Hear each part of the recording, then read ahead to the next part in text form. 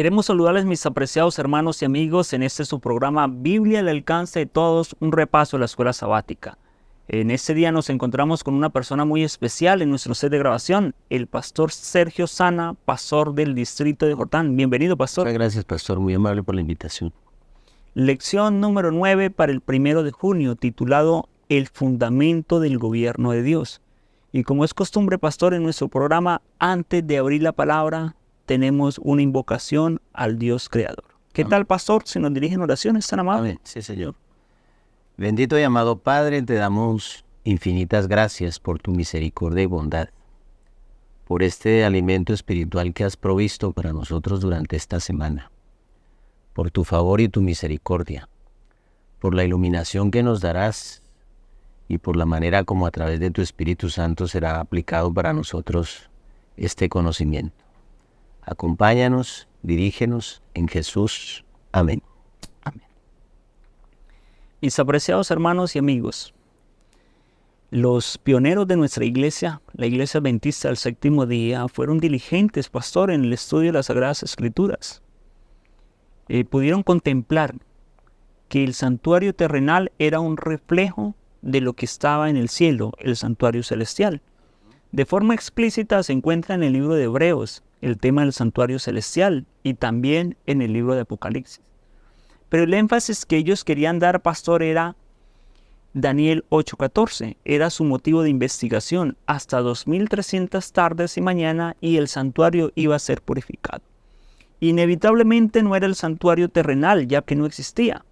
Así que volcaron su vista al santuario celestial. Correcto. Pero ahora, pastor, esa purificación se daba en dos lugares especiales, en el lugar santo y en el lugar santísimo. Sí. Así que los pioneros fueron diligentes en estudiar cada uno de los objetos que hacían parte del lugar santo y del lugar santísimo. Inevitablemente, lo más precioso, podríamos decir, del lugar santísimo era el arca del pacto, donde estaba la misma presencia de Dios, la santa Shekinah. Pero dentro de esa arca del pacto, los 10 mandamientos. Así que durante esta semana, pastor, vamos a estar estudiando cómo el santuario celestial, el santuario terrenal, los 10 mandamientos y el sábado hacen parte de ese conflicto entre el bien y el mal. Háblenos un poquito, pastor, acerca del santuario y la ley. Muy bien, como el pastor bien lo ha dicho, y el énfasis está muy bien elaborado, la ley en el santuario celestial es una parte fundamental justamente de ese santuario, entre otras cosas, porque allí en la manifestación gloriosa de nuestro Dios en la Shekinah, como bien sonaba el pastor, pues se encontraba el arca del pacto, y lo que separaba la presencia de Dios allí en la Shekinah era el propiciatorio, y ahí el arca, donde ya sabemos su contenido. Así que en esa visión que se le permite ver a Juan, el santuario celestial abierto, como bien lo dice allí, se dejó ver en el libro de Apocalipsis, en el capítulo 11, el versículo 19, allí se observa el arca del pacto. ¿Pero qué representaba esta visión? Recuerden ustedes que el arca estaba oculta en el santuario terrenal, allí atrás del velo. Pero allí detrás del velo, durante todo el año permanecía oculta. Pero Levítico 16, 2 y Levítico 12, 12 y 13 nos menciona a nosotros que podía estar a la vista en cierta época del año, y era justamente en el día de la expiación. Allí se realizaba el juicio y los pecados eran, como hemos visto ya, eliminados. Eso es lo que nos dice Levítico 16, 30. Por otro lado, al igual que esa copia terrenal que fue expresada allí en Éxodo 25, 8, hacerme dan un santuario y habitaré en medio de vosotros, pues también el arca contenía los 10 mandamientos. En el arca, sobre ella la cornisa de oro, donde estaban los querubines, y sobre esos querubines, debajo de los pies de ese querubín, el propiciatorio. Así que el contenido de la lección nos mostró durante la semana que ese propiciatorio simbolizaba también la justicia y la misericordia.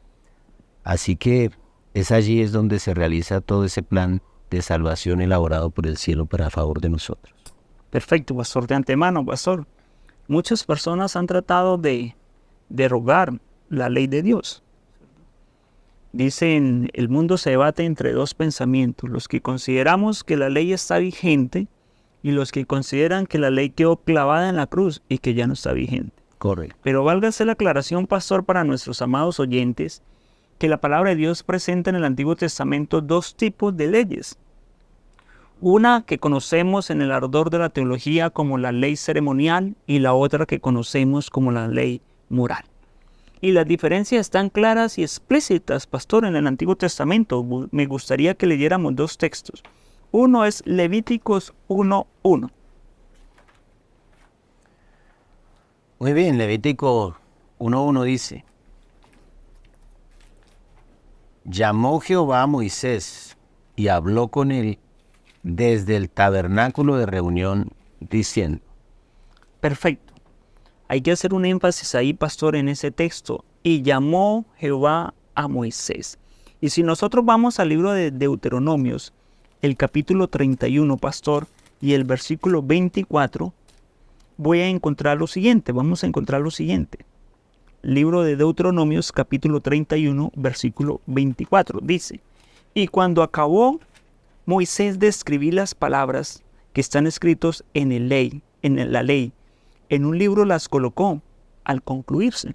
Así que lo que primero vemos acá, pastor, es una ley que Dios le habló a Moisés y que Moisés las escribió y Moisés las, podríamos decir, las organizó y las compartió con el pueblo.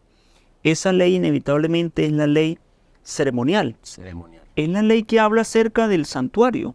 Es la ley que habla acerca de cómo, podríamos decir, cómo didácticamente se perdonaba los pecados en el Antiguo Testamento. Pero hay otra ley, pastor. Es la que se encuentra en el libro de Deuteronomios capítulo 4, pastor. Capítulo 4, versículos 12 y 13. Muy bien. Allí dice, entonces Jehová habló con vosotros de en medio del fuego. Oísteis la voz de sus palabras, pero a excepción del oír la voz, ninguna figura viste. Y él os anunció su pacto, el cual os mandó poner por obra los 10 mandamientos, y los escribió en 2 tablas de piedra.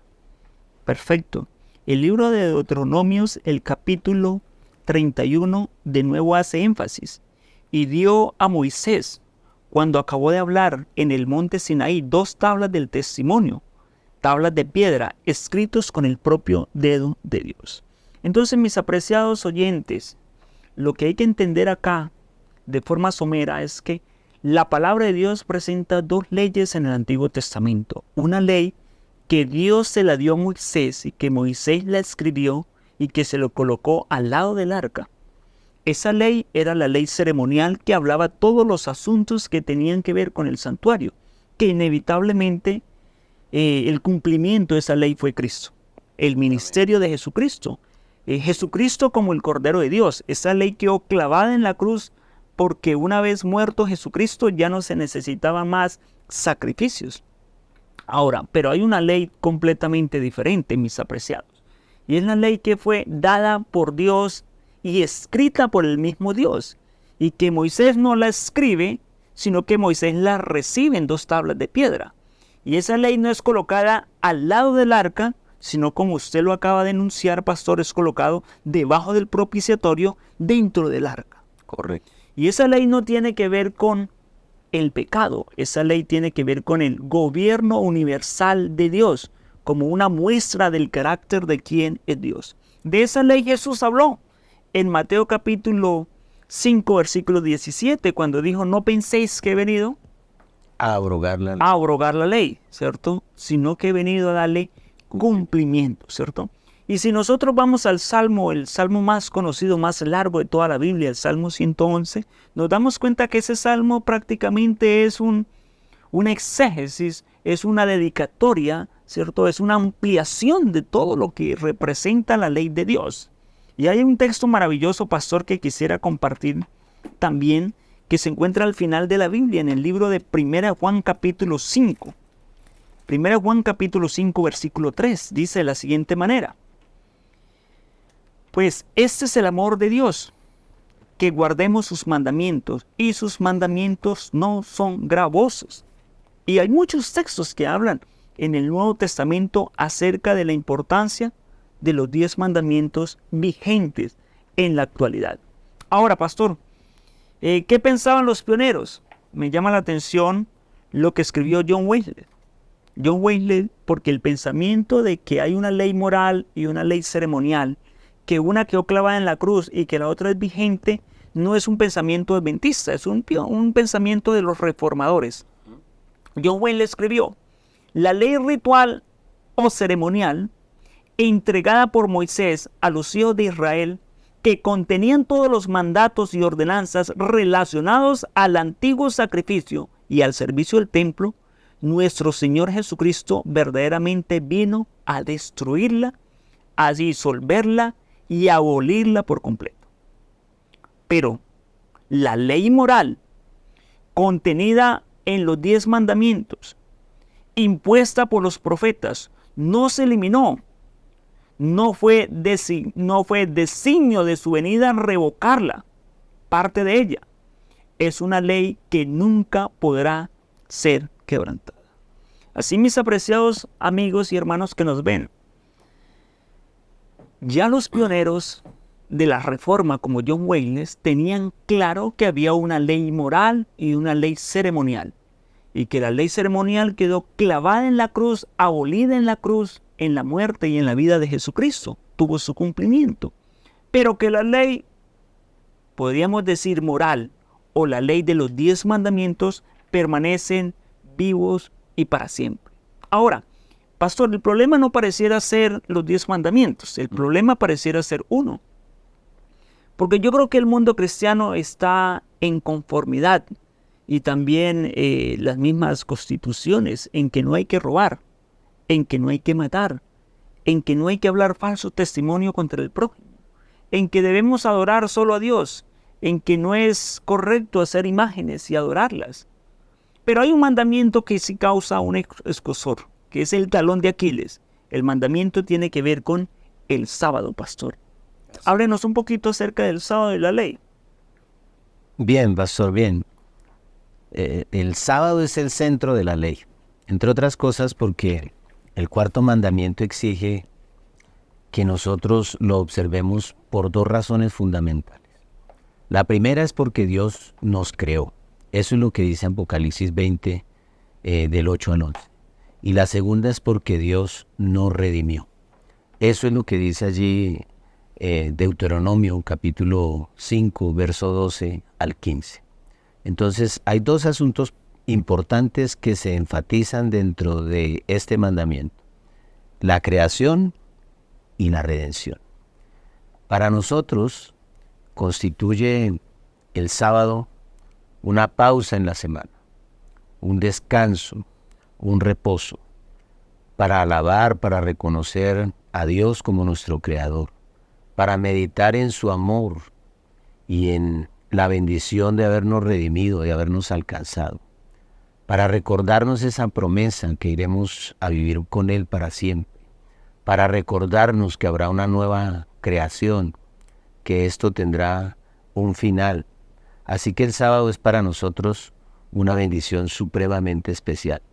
Él nos recuerda que Dios nos amó demasiado como para abandonarnos, como para echar a rodar este mundo, desaparecer del panorama y finalmente regresar a emitir un juicio ejecutivo sobre nosotros.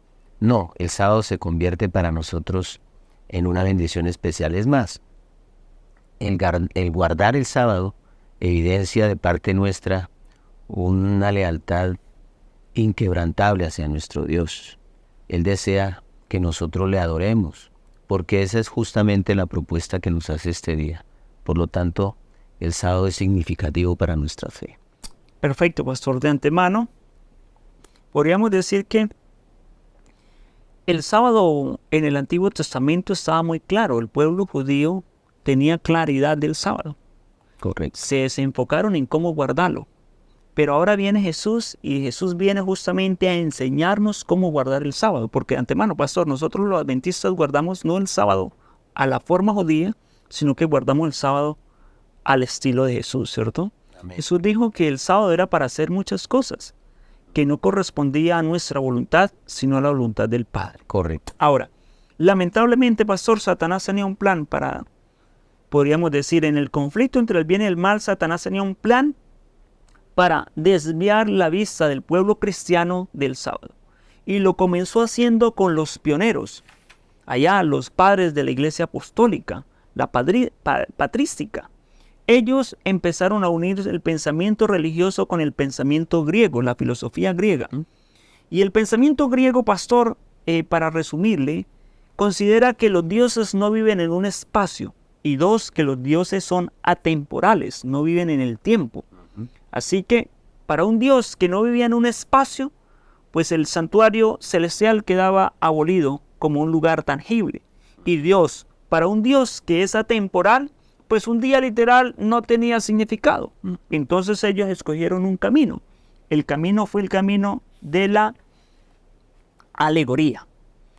Entender las Sagradas Escrituras alegóricamente.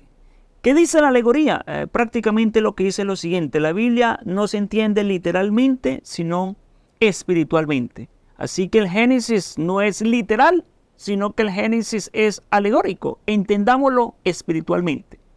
Entonces nace el siguiente pensamiento: si el sábado no es literal, entonces el sábado lo convierten en una alegoría, algo espiritual. El sábado es descanso. Entonces dicen, el descanso es Cristo. Así que yo estoy guardando el día de reposo porque estoy descansando en Cristo. Sencillo. Lamentablemente así aconteció. Pero ahora, en el tiempo moderno existe otro pensamiento, es el pensamiento pastor dispensacionalista, que dicen que hay dispensaciones. Una dispensación fue desde Moisés hasta cuando vino Jesús, y esa dispensación tenía que ver con la ley. Y la ley fue dada para esa dispensación. Correcto. Pero que ahora vivimos bajo una nueva dispensación, la dispensación de la gracia, que ya no incluye la ley. Inevitablemente Satanás ha sacado diferentes tipos de filosofías y herramientas para abolir el tema del sábado. Correcto. Pero lo más interesante, pastor, es que esos pensamientos ya estaban registrados en el libro de Apocalipsis, desde los tiempos de Juan. Yo quisiera, pastor, que usted me ayudara a buscar ahí Apocalipsis. Apocalipsis capítulo 12. Apocalipsis capítulo 12 prácticamente es como el centro del conflicto del bien y el mal. Y hay un estudio estructural en Apocalipsis capítulo 12. Léame el versículo 7, por ejemplo, pastor. 12:7. Entonces hubo una guerra en el cielo. Miguel y sus ángeles luchaban contra el dragón. Luchaban el dragón y sus ángeles. Perfecto. Entonces aquí podemos visualizar Satanás queriendo acabar a Miguel, que es Jesús, pero no solo queriendo acabar a Miguel, sino queriendo acabar a los ángeles. Una guerra entre Satanás, los ángeles de Satanás, ya convertidos en demonios, y Miguel, que es Jesús, y los ángeles. Pero si nosotros leemos antes, pastor, el versículo 4, su cola arrastró la tercera parte de las estrellas del cielo y los arrojó sobre la tierra, y el dragón se paró frente a la mujer que estaba para dar a luz, a fin de devorar a su hijo tan pronto como naciera. Perfecto. Entonces ahora aparece otra figura, Satanás contra la mujer. Correcto. Que inevitablemente en la profecía y en el libro de Apocalipsis, esa mujer simboliza la iglesia. Entonces, Satanás contra Jesús, Satanás contra los ángeles, Satanás contra la iglesia. Pero el último texto, pastor, nos enseña algo bien interesante. El último versículo del capítulo 12, el versículo 17. Entonces el dragón se llenó de ira contra la mujer y se fue a hacer guerra contra el resto de la descendencia de ella, contra los que guardan los mandamientos de Dios y tienen el testimonio de Jesucristo. Entonces, inevitablemente, mis apreciados hermanos, la situación de los mandamientos es la situación de un diablo, un dragón, una serpiente antigua, que está ensañada en atentar contra Jesús, contra los ángeles de Jesús, contra la iglesia de Jesús, contra los descendientes de Jesús, contra los que guardan los mandamientos de Jesús. ¿Cómo lo hace Satanás? Apocalipsis capítulo 13 lo dice, pastor. Sí, señor. Satanás dice, lo hace de la siguiente manera. Versículo 1, pastor. Me paré sobre la arena del mar y vi subir del mar una bestia que tenía 7 cabezas y 10 cuernos. En sus cuernos tenía 10 diademas y sobre sus cabezas un nombre de blasfemia. Listo, perfecto. Primero lo hace a través de una bestia que sube del mar. De ella no vamos a hablar mucho. Pero segundo lo hace a través de otra bestia. Versículo 11, pastor. Vi después otra bestia que subía de la tierra. Tenía 2 cuernos semejantes a los de un cordero, pero hablaba como dragón. Perfecto. Entonces Satanás utiliza 2 herramientas, mis apreciados hermanos, para atentar contra el pueblo de Dios que guarda los mandamientos. Tengamos en cuenta.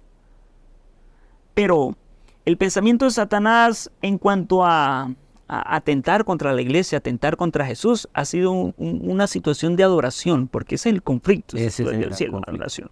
Entonces, si vamos al versículo 4, pastor, del capítulo 13, léame el versículo 4. Y adoraron al dragón, que había dado autoridad a la bestia, y adoraron a la bestia diciendo, ¿quién como la bestia? ¿Y quién podrá luchar contra ella? Perfecto. O sea que estas 2 bestias le ayudan al dragón, que es Satanás, a que se cumpla el sueño que siempre ha tenido el dragón. Que sea Que adorado. sea adorado. ¿Que sea qué? Adorado. Ahora, adoración, pastor, tiene que ver con un asunto muy importante, ¿cierto? Porque adoración tiene que ver con un mandamiento, tiene que ver con un pensamiento. Y yo quisiera que visionáramos un poquito eso, mi pastor. Cuando nosotros vamos al libro de Daniel, pastor, búsqueme Daniel capítulo 7. Hay un paralelo entre la bestia que sale de la tierra y esta bestia. Prácticamente es la misma bestia. Y esta bestia iba a hacer una labor que iba a contribuir para que el mundo entero, menos el remanente, adorara al dragón, que es lo que siempre ha querido, adoración.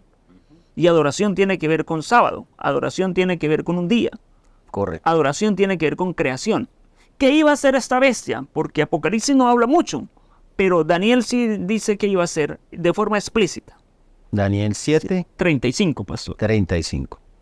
7:25, qué pena, pastor. Sí, 35 no existen. También.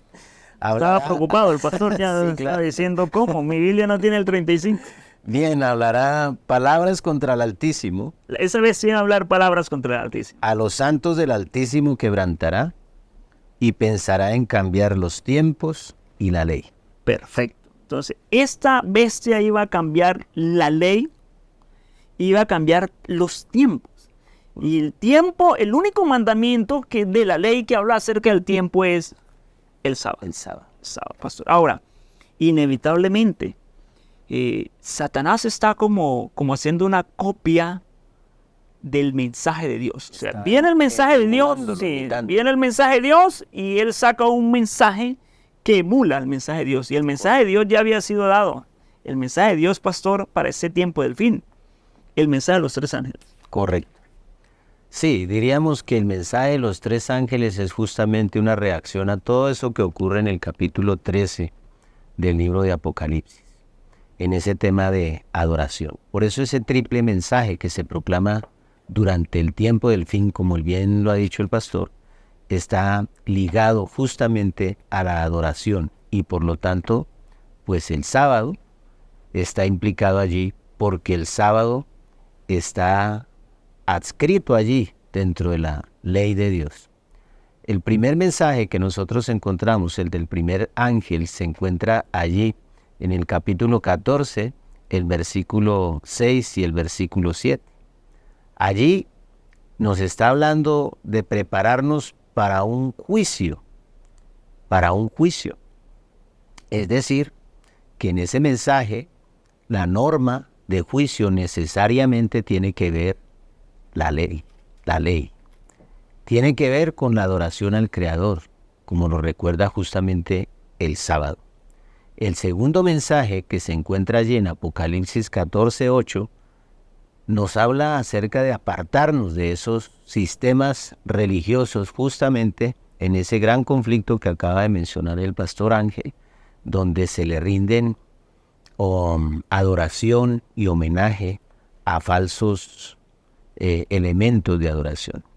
Así que el tercer mensaje tiene que ver con esa respuesta que también Dios da a ese conflicto que se presenta del capítulo 12 que mencionó el pastor y del capítulo 13. Y en el capítulo 14, en el verso 9 al 11, entonces ahora viene esa decisión: ¿a quién adorar? ¿Cómo adorar? Y necesariamente tiene que aparecer allí el día sábado. Así que se adora al enemigo y se acepta su marca, o se adora al verdadero Dios para recibir ese sello del Dios Altísimo. Entre otras cosas, pues son momentos críticos que necesitan necesariamente ser expresados en una lealtad inconmovible, en esa expresión que usa la fe de Jesús, una fe inconmovible, una fe profunda, una fe comprometida, una fe invencible. Gracias, apreciado pastor. Como siempre, en el conflicto entre el bien y el mal, el amor de Dios sale victorioso. Amén. Mis apreciados hermanos, quisiéramos decir algo acá, pastor, en 30 segundos. Hemos estudiado un tema que tiene bastante teología, un tema donde hay que profundizar con el libro del conflicto de los siglos, hay que profundizar un poco con el libro de Daniel, el libro de Apocalipsis, pero algo, pastor, que usted quisiera dejarle a nuestros amados oyentes en 30 segundos para su vida práctica.